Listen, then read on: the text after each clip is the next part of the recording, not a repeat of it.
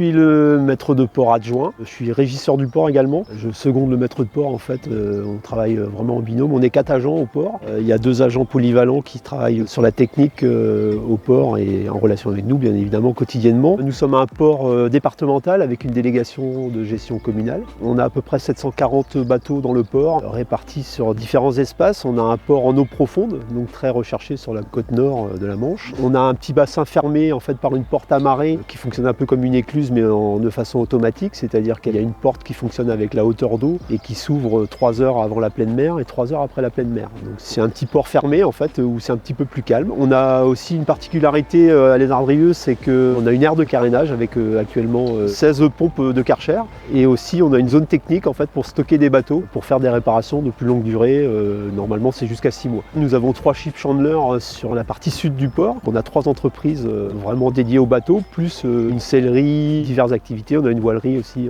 à proximité. Donc on est quand même bien achalandé. C'est à peu près la vision du port qu'il faut avoir, sachant qu'on a une ouverture sur la Manche et sur l'île de Bréa, les îles anglo-saxonnes. C'est un port très intéressant.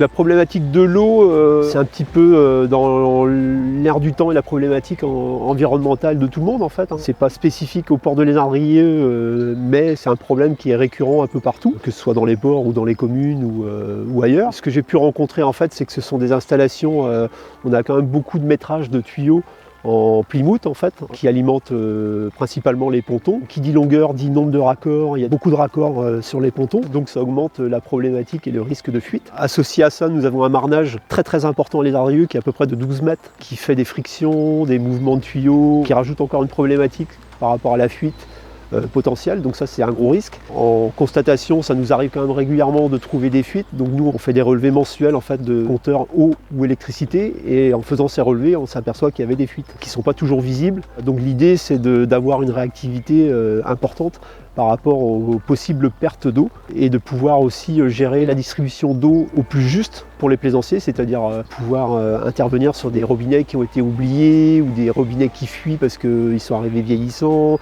Voilà. Donc tout ça c'est sur la gestion de la consommation d'eau en fait. On a eu un arrêté préfectoral l'année dernière de quelques mois pour risque de pénurie d'eau sur les côtes d'Armor. C'est des situations qui ont tendance à se répéter chaque année. En ce sens, nous, on doit agir aussi pour contrôler cette distribution d'eau. Un autre aspect aussi qui m'a encouragé à aller vers ce système-là ou chercher une solution, c'est que nous avons été certifiés port propre en décembre 2024. Et dans la certification port propre, qui est une certification mondiale, on doit répondre à 17 critères. Un des gros critères, c'est le contrôle des énergies, donc eau, électricité. Ça rentre parfaitement dans la certification et l'accréditation. C'est aussi important de montrer aux auditeurs, parce qu'on est audité chaque année en fait, qu'on va en ce sens et qu'on fait tout pour améliorer la chose et contrôler la ressource. On a 7 pontons à Les Ardrieux, on a 3 pontons en eau profonde, où il y a de l'eau tout le temps, et nous avons 4 pontons dans le bassin fermé dont je parlais tout à l'heure avec la porte écluse. Donc les 3 pontons en eau profonde sont équipés dans un premier temps, là aujourd'hui. On a aussi entamé dans le bassin depuis 2 ans une rénovation totale du bassin. Le bassin avait 30 ans de création, donc les pontons étaient arrivés obsolètes. On a rénové tous les pontons. D'ici fin mars, le dernier ponton va être terminé. C'était aussi l'occasion de s'occuper du réseau d'eau. On a aussi associé ce bassin-là, c'est-à-dire ces 4 pontons également vont être géré directement par ces vannes. Ce sera l'occasion d'avoir fait tout le parc et après on a aussi des sanitaires qui potentiellement pourraient être gérés avec des vannes comme ça parce qu'on s'aperçoit que des fois les plaisanciers viennent prendre leur douche et les robinets restent ouverts. Donc c'est potentiellement aussi une source d'économie à faire et une gestion, un contrôle de ces bâtiments-là. Le système, s'il nous convient, sera évolutif. On va sûrement le développer ailleurs. L'avantage du système, c'est qu'on peut le paramétrer. Chaque borne en fait est paramétrable. Comme on faisait des relevés mensuels, j'ai les données mensuelles de consommation d'eau. On a fait des petits calculs et on sait par litre minute ce que ça nous a consommé à peu près l'année dernière par exemple. Bien sûr c'est des moyennes, mais comme ce sont des paramétrages qui sont évolutifs, on peut les régler. Donc l'avantage c'est que là on a mis un premier élément qui est une consommation, vraiment s'il y a une grosse rupture, la vanne se coupera automatiquement.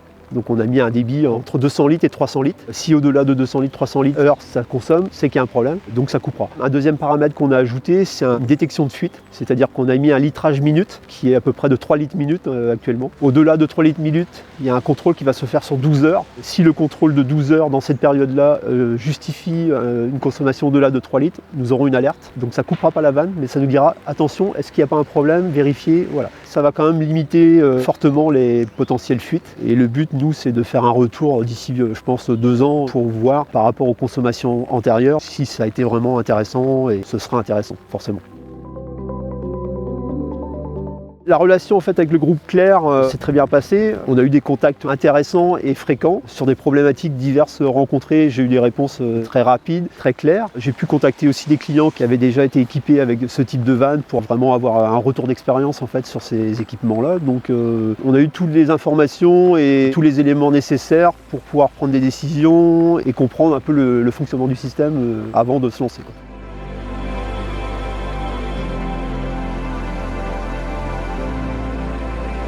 Techniquement, on comprend très bien le produit, c'est un système piloté, donc c'est relativement simple. L'idée, l'innovation est très intéressante. Il faudra le retour d'expérience pour pouvoir juger de l'efficacité. C'est ce qu'on a négocié aussi commercialement, c'est d'être aussi un port pilote pour pouvoir propager la bonne parole et propager le bon discours par rapport au produit Clair. Et nous, l'idée, c'est de propager au-delà du port de Lézardrieux, soit communal, soit au niveau de l'APPB, qui est l'association des ports de plaisance de Bretagne, avec laquelle le groupe Clair va sûrement participer à des ateliers techniques. On espère collaborer avec eux pour propager la bonne parole. Tout ça rentre dans le discours de port propre, la PPB étant le pilote de port propre sur toute la partie Bretagne et un petit peu au-delà. Il y a encore beaucoup de ports qui ne sont pas certifiés. Le but, c'est aussi d'aider ces ports-là et d'accompagner ces ports-là à aller vers ces mesures-là. Donc comme je disais, un des critères importants, c'est l'économie d'énergie.